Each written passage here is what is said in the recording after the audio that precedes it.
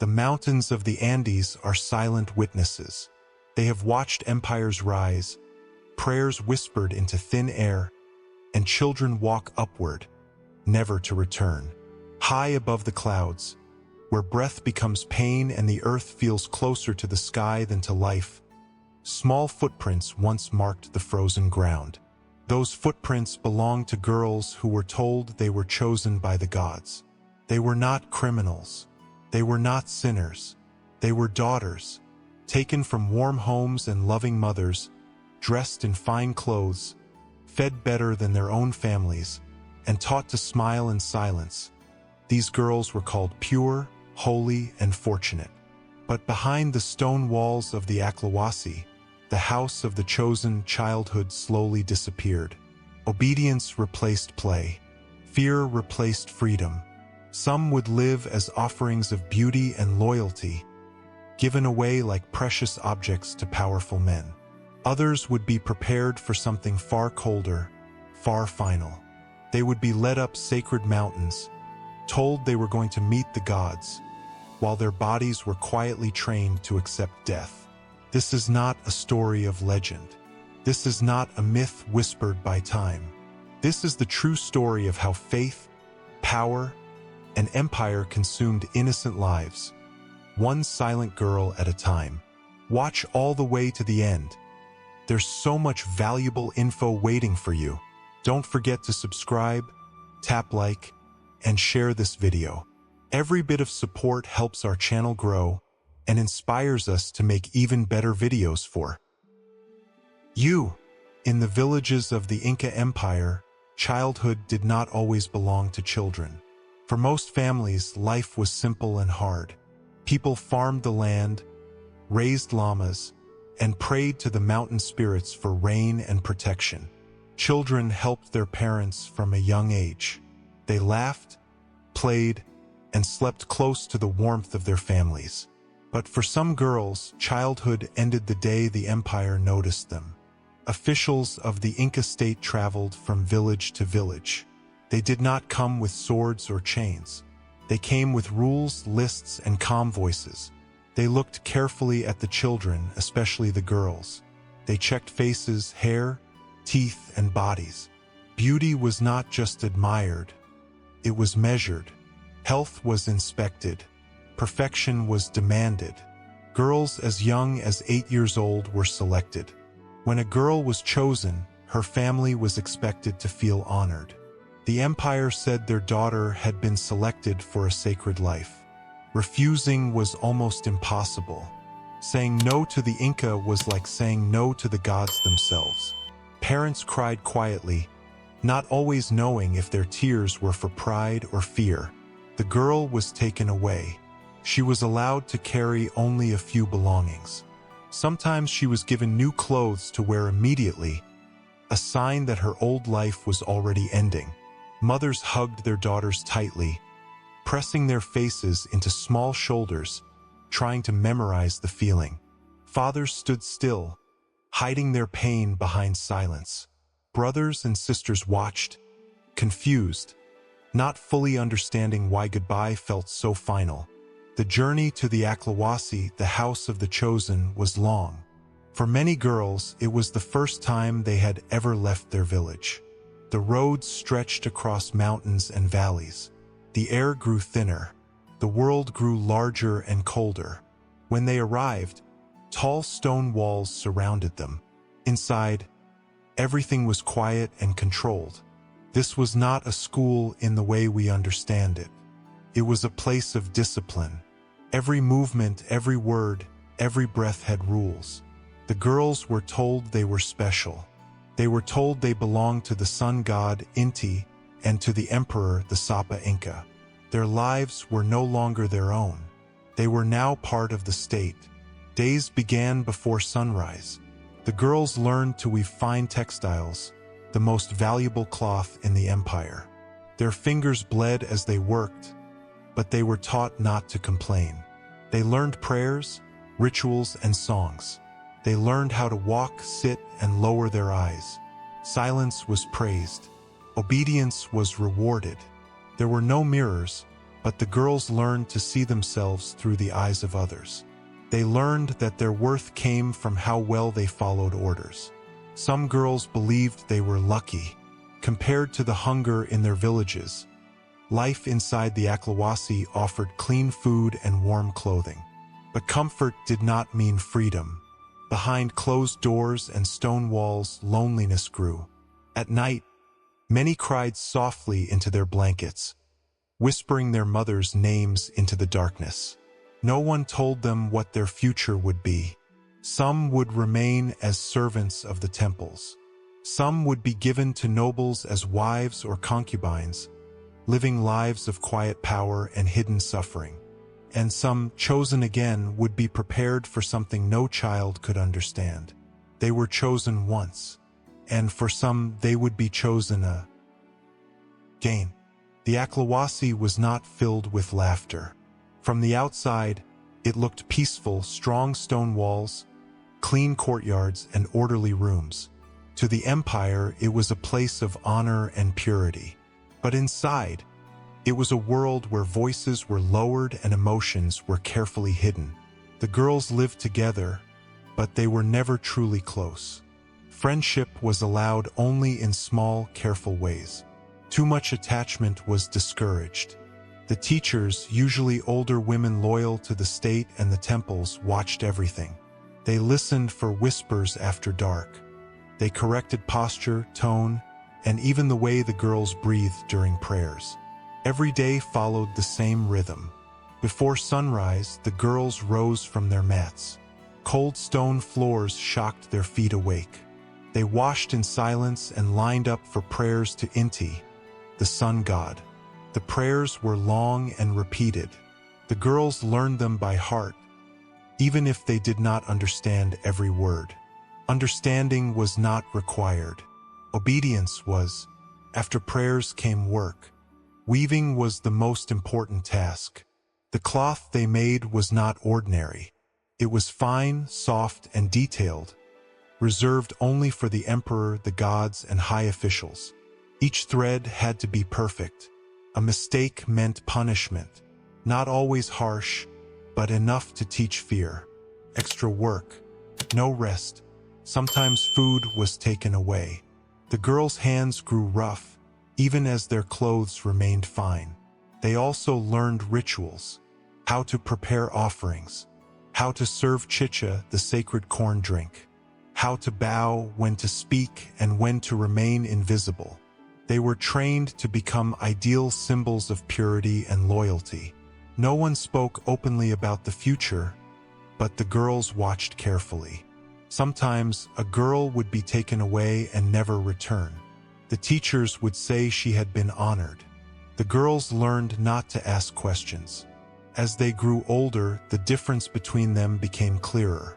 Some were praised more than others. Some were watched more closely. Beauty was still being measured. Health was still being judged. A second choosing was happening. For a few girls, life changed again. They were dressed in even finer clothes. Their hair was carefully styled. They were fed better food. Meat, fruits, and special drinks became part of their meals. At first, this felt like a reward, but change brought fear. These girls were no longer allowed to work as much. They were told to rest, to remain calm, to stay pure. Priests visited more often. The girls were examined, blessed, and instructed. Their bodies were being prepared, though they did not fully know for what. Some believed they were destined for great honor: marriage to a noble, service to a powerful temple, or a life close to the emperor. Others sensed something darker but had no words for it. Night was the hardest time. In the quiet, memories returned. The smell of home, the sound of a mother's voice, the warmth of a family fire. Some girls clutched small objects hidden away, tiny reminders of a life before they were chosen. They did not know that far away, high in the mountains, sacred paths waited. Paths that only priests and the chosen were allowed to walk. Paths that led upward, toward the sky, where the air was thin and the cold never left. The empire called it a great honor. The gods demanded perfection, and the House of Silence continued to prepare its most precious offerings. In the Inca Empire, people were not only citizens. They were resources. Gold, land, labor, and even children belonged to the state. The girls of the Aklawasi were among the most valuable of all. They were carefully shaped, trained, and preserved for a purpose that served power. For some girls, that purpose was diplomacy. When a local leader needed to be rewarded, controlled, or bound more tightly to the empire, a chosen girl could be sent as a gift. She arrived dressed in fine clothing, carrying the honor of the sun god and the emperor. To refuse her would be an insult to the empire itself. These girls were still young. Many were barely teenagers. They were given to powerful men as wives or concubines. Outwardly, their lives seemed improved. They lived in large homes, ate rich food, and were treated with respect by servants. But inside, they were still prisoners. They did not choose their husbands. They did not choose their futures. Their bodies and lives were used to create loyalty and obedience. They learned to smile, to serve, and to remain silent. Their value came from what they represented, not from who they were. Other girls followed a different path. These were the ones the priests watched most closely. The ones praised for their calm behavior and perfect obedience. The ones whose beauty remained untouched by illness or injury. These girls were not meant to live long lives. They were meant to die well. The Capacocha ritual was the highest form of sacrifice in the Inca world.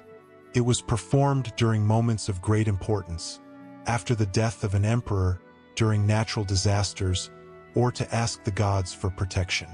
The empire believed the gods demanded something pure and perfect. They demanded children. The chosen girls were told they were special. They were told they would join the gods, that their families would be honored forever, that their sacrifice would protect the empire and keep balance in the world.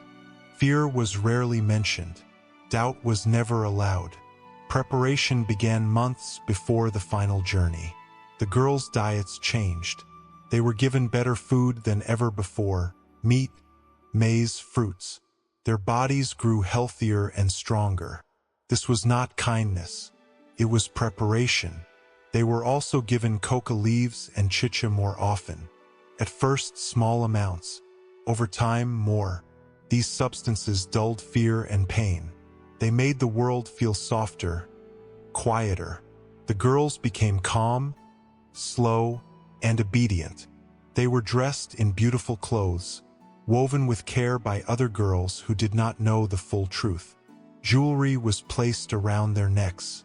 Feathers decorated their hair. From the outside, they looked like living symbols of peace. Inside, they were being slowly separated from life. When the day came, there was no announcement, no dramatic farewell. The girls were simply told to walk. Priests led the way. Guards followed behind.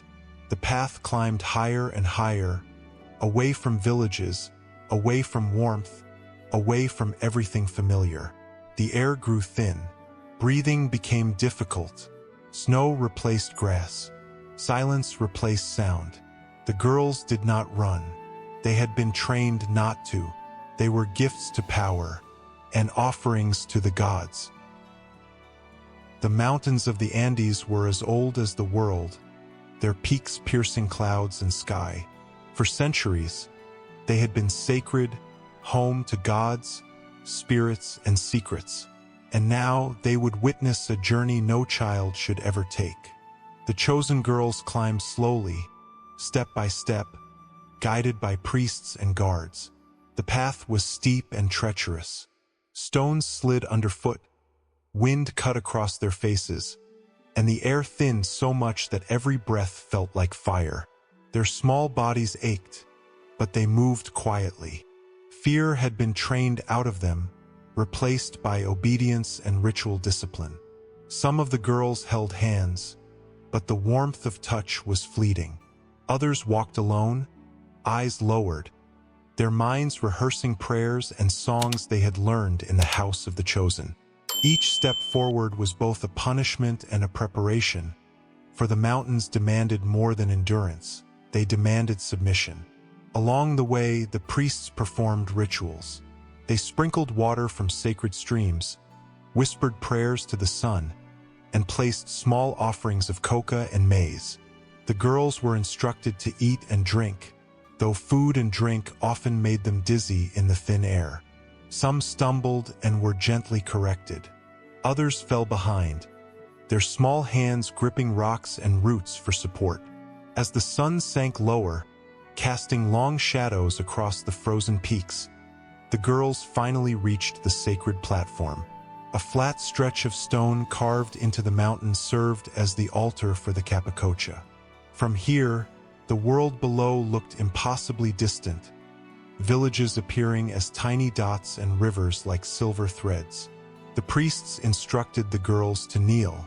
Their clothing shimmered in the pale sunlight, brightly colored textiles, jewelry, and feathers that had been gifts from the empire. They were dressed like queens, yet their hearts were heavy with a quiet dread that no one spoke of aloud. Some girls prayed. Some whispered the names of their mothers, fathers, and siblings. Others closed their eyes and tried to remember warmth, laughter, and the smell of home. But the wind carried these memories away, leaving only the cold, thin air and the silence of the mountains. The priests spoke in low, ceremonial tones. They reminded the girls that their sacrifice was for the empire, for the gods, for balance. Some girls felt pride or what they had been taught to feel as pride. Others felt a hollow emptiness, a longing for life that was growing more urgent with every breath. And then the preparation began. The girls were asked to sit quietly, to calm their bodies, to accept the ritual fully. The coca and chicha worked as intended, softening pain, slowing thoughts, quieting terror. Their hands rested on their laps, their heads bent in obedience, yet inside, fear and sorrow remained. As the sun set behind the highest peaks, casting a pale golden light, the mountains waited, silent, cold, eternal. They had seen this before. They would see it again. Here, at the edge of the world, the girls faced the final truth of the empire's devotion. A life offered, not for love, not for choice, but for power and faith. They were beautiful, they were perfect, they were silent, and they were ready. The night came quickly over the mountaintop, bringing freezing winds that cut through even the thickest garments. The stars shone with cold brilliance, indifferent to the small lives gathered below. The priests moved among the girls, chanting prayers that echoed across the frozen peaks, their voices rising and falling like waves. The chosen girls knelt on the hard stone, their breaths visible in the icy air. They had been trained for this moment, but no amount of preparation could erase the quiet terror that lingered beneath the surface. Some held onto small charms or trinkets from home, hidden beneath their clothing. Some clasped hands with another girl, seeking comfort in the warmth of another living being. Others simply closed their eyes and whispered to the gods, hoping for mercy they would never receive. The ritual began. The priests approached one by one, performing blessings and placing sacred objects near the girls.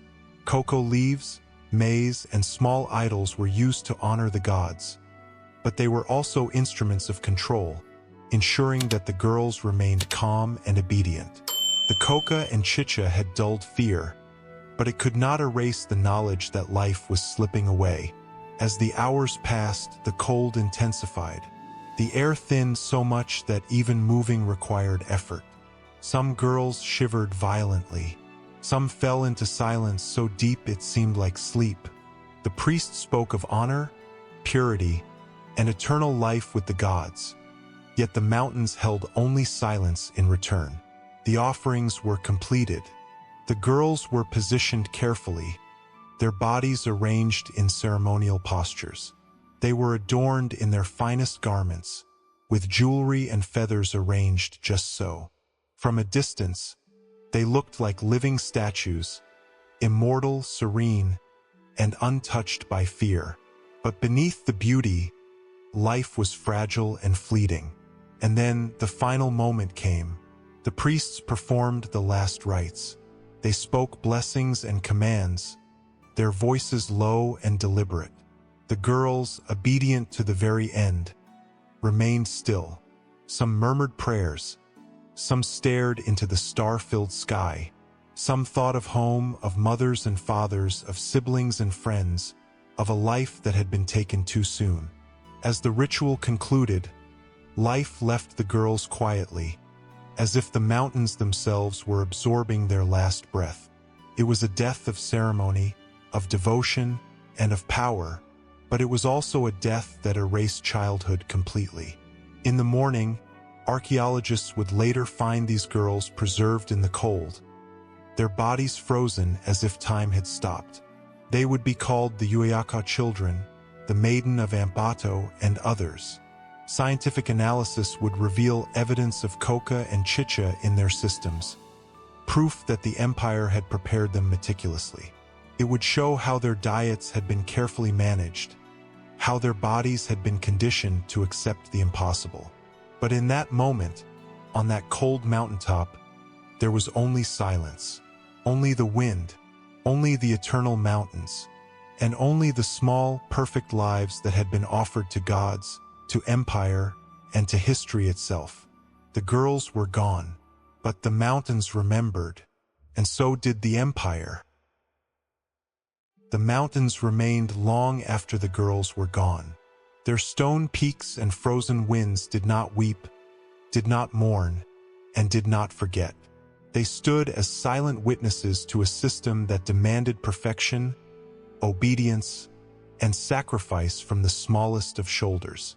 Below the mountains, life went on. Villages continued to farm the land, raise llamas, and pray to the gods. Families grieved quietly, their tears hidden in daily labor and ritual. Some tried to remember the girls with stories and songs, though the empire discouraged too much talk of the sacrifices. The memory of those children became a ghostly presence in every household touched by the Aklawasi. The Spanish conquest in 1532 disrupted the empire, but it did not immediately free the people from oppression. New rulers brought different rules, different violence, and different expectations. The rituals of the past ended, but the scars on families, on culture, and on memory remained. Archaeology centuries later would uncover the frozen girls, their bodies perfectly preserved by the cold. Scientists studied them, noting the coca and chicha that had been part of their final days, the careful diet that had prepared them, and the ceremonial garments that adorned them. Each detail revealed meticulous preparation. Each detail told of lives controlled, directed, and ultimately taken in the name of faith and power. But even in the scientific records, one thing remained invisible: the small, trembling hearts of the girls as they climbed the mountain, the quiet sobs swallowed by the wind, the whispered names of mothers and fathers carried into the sky. Those moments could not be preserved, could not be displayed, could not be measured. They existed only in memory and imagination. The story of the Aklawasi and Capacocha sacrifices is one of faith and fear, of devotion and control.